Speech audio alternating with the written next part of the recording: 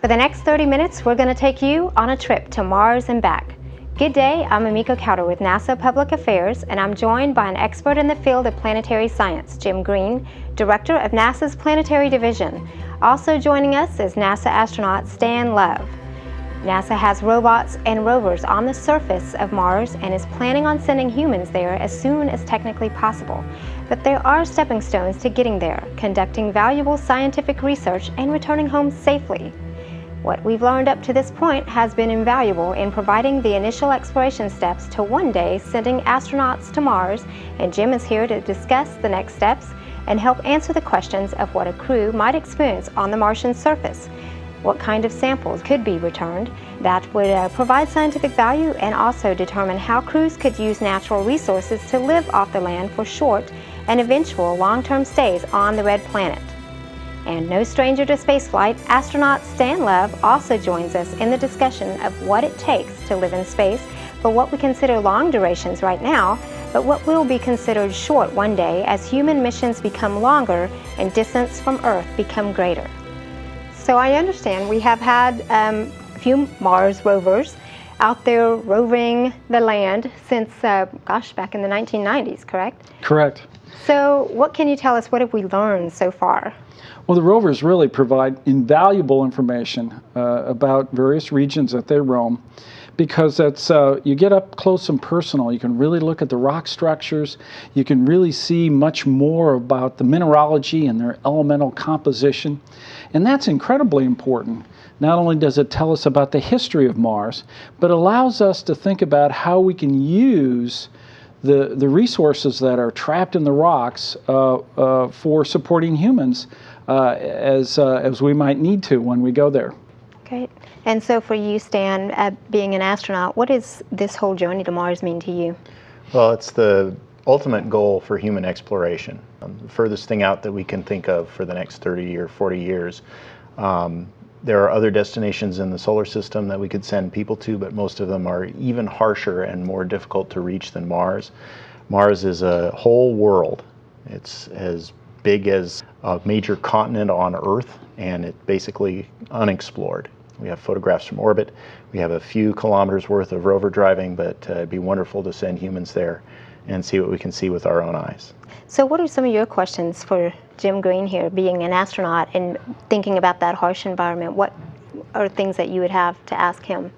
Well, the things that we'll have to solve before we can send people to Mars include what's the radiation environment like down on the surface. We already know what sort of temperatures we'd have to protect our people and systems against.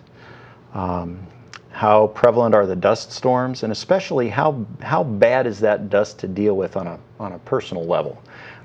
We understand that it can have effects on solar panels, so if we're using solar power on the surface of Mars, you don't want your power station to get covered with dust and not produce power anymore. We're interested to know if the chemistry of the rocks and dust are somehow dangerous to people. We're used to living with rocks and dust here on Earth, and it's usually not a big problem. But if the chemistry on Mars is different enough, we come back into our habitat with dust all over our suits. Is that going to give people allergies or poison them? All good stuff to know. And then, of course, most of our activities on the surface of Mars are probably going to be related to geological science. When we send crews there, we will send some pilots and engineers. We're also going to send some geologists and planetary scientists, and we'll be interested to know what tasks they'll be doing down there on the surface. We actually understand the radiation environment reasonably well, and what we find that since we've been measuring it in space, that down on the surface it's about half as much as it is in space. So the atmosphere doesn't really provide an extensive amount of protection. The reason why it's half as much is because the planet is protecting you from half of the sky. In terms of other resources, the dust is a problem, although it may not be as big a problem as we thought. Mars is very dusty through the whole planet. In fact, at some times, and there are certain seasons in particular where global dust storms may exist. But the dust actually is fairly not thick, but thin, in the sense that dust storms can actually reach very high altitude and really provide an opaque view of your horizon and the sun. So they block out a lot of the light, still get into everything, and we'll have to watch how to manage and manipulate that. But it's probably not as big a problem, something that we'd be able to manage. There are regions on Mars where there might be some pretty harsh chemicals that are embedded in the soils. And so you're going to want to constantly take soil samples. Perhaps before we land in a particular area, we're going to want to return those samples, analyze them, and know exactly what we're getting into before we go there. So that would be something important. I agree with you completely. A lot of geology can be done. You know, the geology will tell us the history of Mars. We now know that Mars in its past had extensive amount of water. Perhaps oceans, certainly rivers, lakes, fast-moving water for tens of millions of years, maybe even hundreds of millions of years. And so consequently, there's a fair amount of water still left on Mars. We know that the atmosphere has changed significantly. The water is mostly evaporated, but it now looks like a lot of water is actually seeped into the ground. And so you'll have some resources available to you. You'll have water resources. You'll have a variety of minerals and maybe building materials that you can get access to. That'll be important in terms of supporting humans. The science that you'll do will be absolutely spectacular. You know, our rovers have been on Mars for many years, like Spirit and Opportunity. Spirit no longer is operating, but Opportunity still is. And Curiosity just passed its second-year anniversary. And although they've made a lot of measurements and done a lot of things and traveled many kilometers on Mars, actually humans could have done most of what they did in a much more rapid time frame. Perhaps a matter of days, if not weeks, could have collected the kind of information they are doing. But with that information, it's providing us what we call ground truth. It enables us to then use our orbital assets and say, here's what hematite looks like, here's what the clays and sulfur look like down on the ground, and here's what it looks like when we map that from space.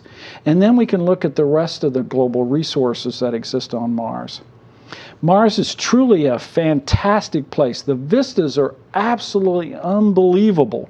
There's huge canyons, you know, like Valles Marineris. If it was on the United States, Valles Marineris would stretch across the United States from one end to the other.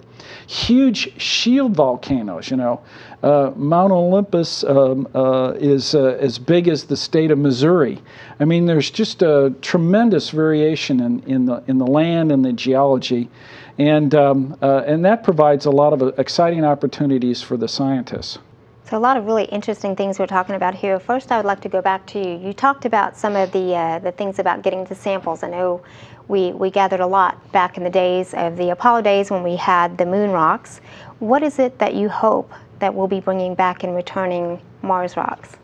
Well, you know, we're still actually looking at the lunar rocks.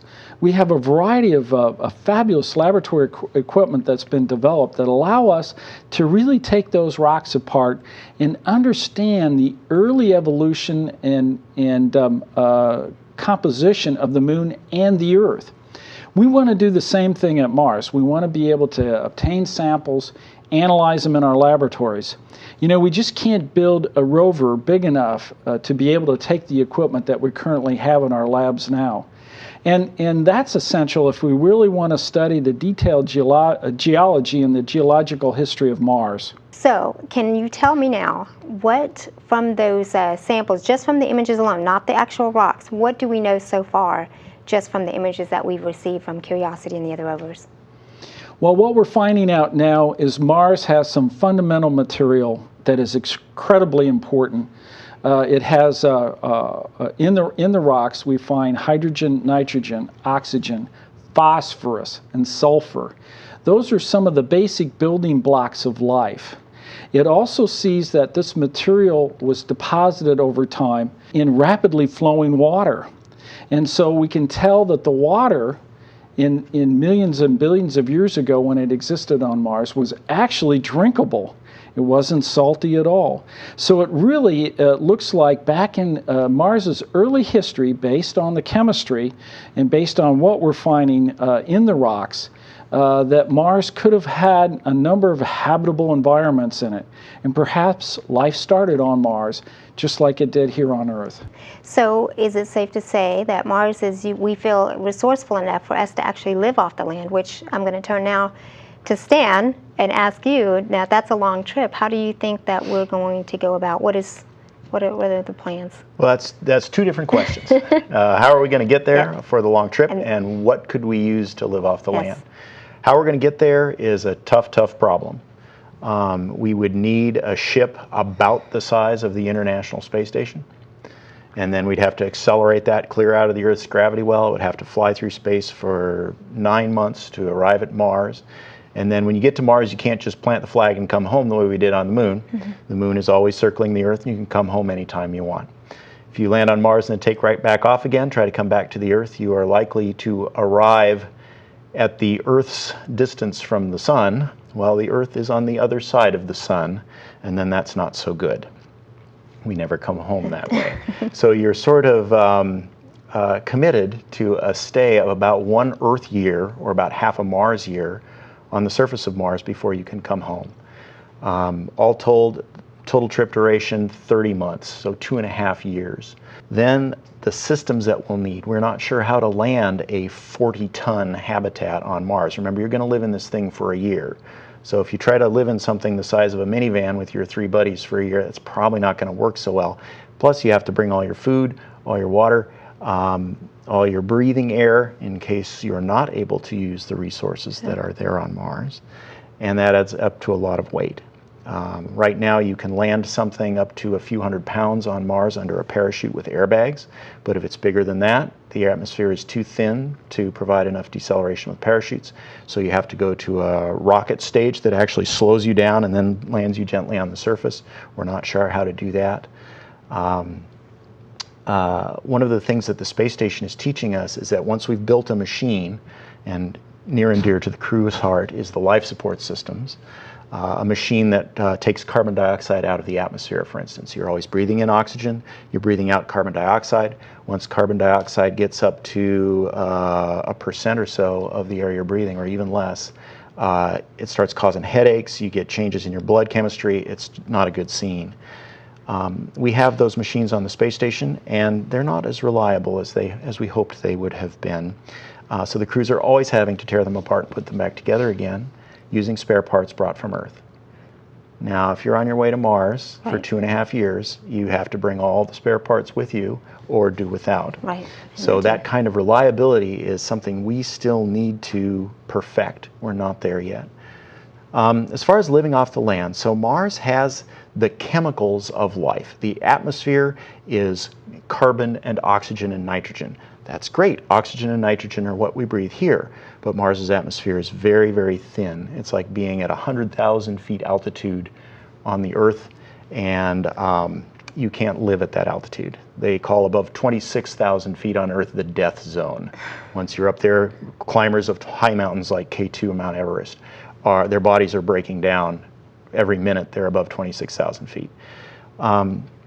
Plus the chemistry of Mars's atmosphere, we're breathing oxygen. It's a very reactive chemical. If we didn't have plants regenerating our oxygen here on Earth, in a few hundred years it would be gone completely, and the atmosphere would not support human life. Mars does not have that kind of biosphere creating oxygen that we can breathe, so its atmosphere is chemically at equilibrium with the surface. It's just carbon dioxide. We can split carbon dioxide up into carbon and oxygen and make oxygen, but that takes a lot of energy. And the machinery to do it, we're not sure we can make to be perfectly reliable. We know there's lots of water on Mars. It has polar caps made out of frozen carbon dioxide, dry ice, and water ice. And we know there's a lot of water frozen in the ground. You can dig that up and use it, but again, you need digging equipment that's going to work on Mars, essentially in a vacuum at temperatures that can go down to 100 degrees below zero at night. And you know your car doesn't like to start at 100 degrees below zero. So there's a great deal of technology that we sort of take for granted here on Earth, mining machinery, chemical processing machinery. You go up the road here, we live in Houston, see all these amazing, huge chemical plants. That kind of chemistry you can do with the infrastructure that we have here on Earth. On Mars, we'd have to bring it all with us. So the near-term missions for Mars that I've seen described are a little hesitant to use what's on Mars, not because it's not there, but because we're not sure we'll have the technology we need to use it when we get there. So we'd rather bring something with us and be absolutely sure we can get it and use it than be depending on something, get there and find out we can't get it. Doesn't work. That's not so good. No. Well, so there that's you go. Very interesting. So let's talk again now. I'm going to just throw it out there because everyone wants to know. Is there life on Mars? I mean, we say it's a living planet. Do we know? Are we hoping that maybe we'll find something? What would Stan be looking for if he's out there, if he's out to search for life on Mars? We don't know if there's life on Mars or not. So we're actually seeking the signs of life. Life may have been in an environment in its past where it could have started and evolved over a period of time. There's certainly not complex life. There might be microbial life. And if microbial life is there, it's going to be probably under the surface. When an environment gets tough, life seems to move into the rocks. Here on Earth, planetary science has an activity of looking for life in the extremes. We go out in the driest deserts, we go down in the deepest mines, and every place we go, we do indeed find life on this planet. It's really remarkable. And so Mars may also have been an environment for which, as the climate changed, which it did at some time in its past in a significant way, losing most of its water and a lot of its atmosphere, then life could have gone underground. So that's a possible approach for us to take in the next series of missions, where we actually are then more sure that we can go to an area where there's possible conditions, habitable areas where we would look for life. But we don't know that they're there. We don't know if extant life, meaning current life, is there now. There's also potentially some past life that may be found within the rock remnants that we would want to bring back and analyze. We don't know if that's possible or not. Mm-hmm. So those are approaches. But I tell you, what's really exciting is we're really now starting on the path of looking for life at Mars, whether it's extinct or currently there, extant life. And I think we're going to find some exciting things as we move in that direction. I actually, to be honest, I never thought that I would be sitting here talking about going to Mars, and here we are. So it is all very exciting. So just tell me, though, exactly where are we as far as going? There's a lot that we know, but there's still a lot we don't know. Where are we on the slide rule of getting to Mars? Well, indeed, with our orbiters and our rovers, we know an extensive amount about Mars. This actually helps Stan and the engineers here at JSC to really do a number of practical things in terms of the life support system, in terms of where they might go, what they might do, and the resources that they would need. But we're really just starting that process. I think as we get towards the end of this decade and certainly into the next decade, we're going to start using a variety of instruments and experiments that we put on the surface of Mars that would extract those resources. Now, a perfect example is a rover that we're putting together right now. It's designed to be launched in 2020. Will sit on Mars in 2021, and it has one instrument that will bring in the carbon dioxide and separate the carbon from oxygen, separate and create the O2. So it's our first major step in being able to demonstrate that we could actually do this in a reliable way, and understanding when it might work the best. The huge swings in temperature on Mars, does it work better during the day than the night? What about seasonal differences? All those things we can begin to collect data, and that will really aid the mission planners and be able to develop those systems that they can begin to rely on. And do we have a landing site determined yet for the 2020 rover? Actually, we're right now in the process of finding out where are the best places for the 2020 rover to go to. Okay. We started out with 100 sites where we took a good look at about 30 of them. Now we have about the top 9 or 10 of them for which we're acquiring much more data from our orbiting assets. And this data will be used to whittle that down to the top site over the next couple of years. Can you describe what these areas of interest are, or somewhat like? Well, one of the things that we want the 2020 rover to do is to core into the rock and then interrogate the hole, look at what's happened over time in that rock record. And then if we find something really exciting, we want to be able to cache the rock. You know, put it in a little sleeve and stick it in a container for potential return to Earth, where we can analyze it much more extensively, as I mentioned earlier. So we want to go to a geologically diverse site, an ancient site, a place that held a lot of water for long periods of time on Mars, a place where life could have existed if it started there at that time. And so there are many sites on Mars that give us that exciting opportunity, and the orbital assets will bring us back the data to help us make that decision. And so, do you have any questions for Stan? What do you need to know from him?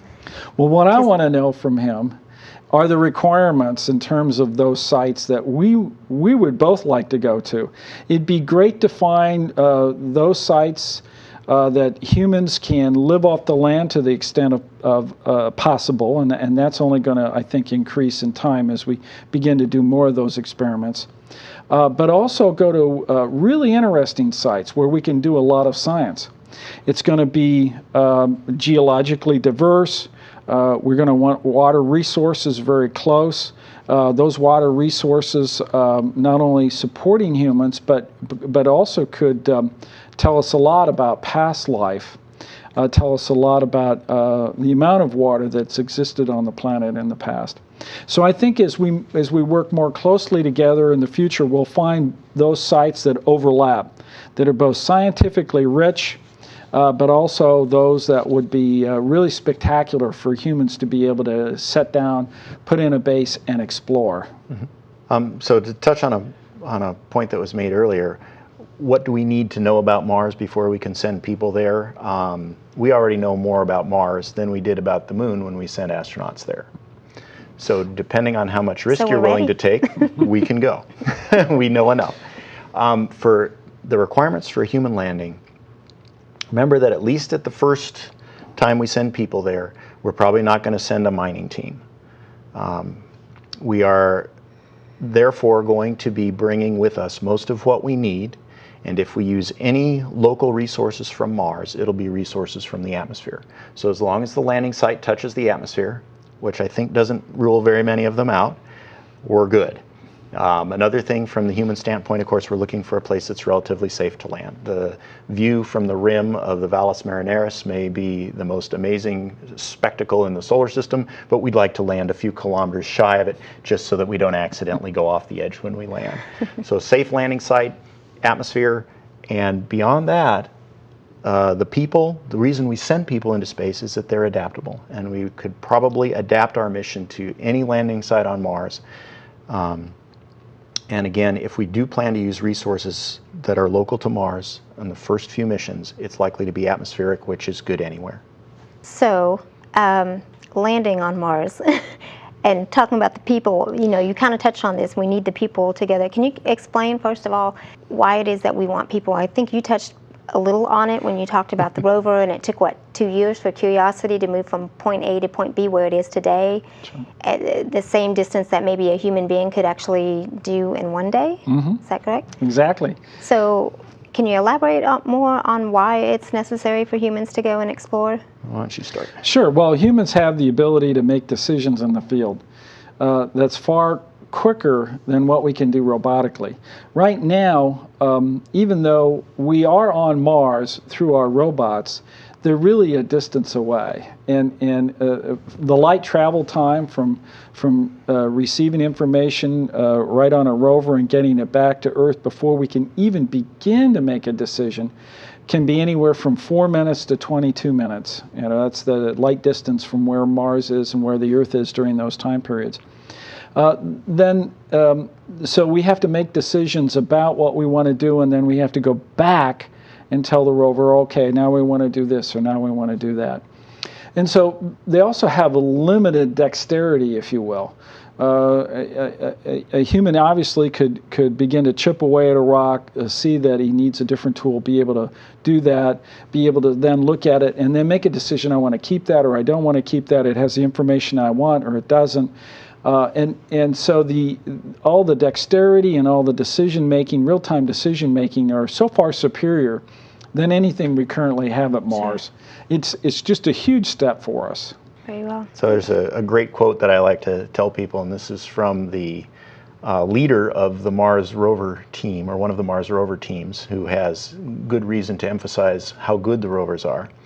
And he says that 1 day of rover operations on the surface of Mars is 1 minute of work for a human geologist. So what Jim said is absolutely right. A human in the field can do much more, scan the scene, see what the interesting thing is, go take a look at it, and that takes a long time to do with a robot. Now there is a caveat there. Every year the robots get better. Every year the people are about the same. So we're sort of in a race, and we'll see. By the time we get people there, the robots are likely to be far more capable. I'm not sure they'll be capable as a human geologist, you know, in the 2030s or when we're talking about sending people there.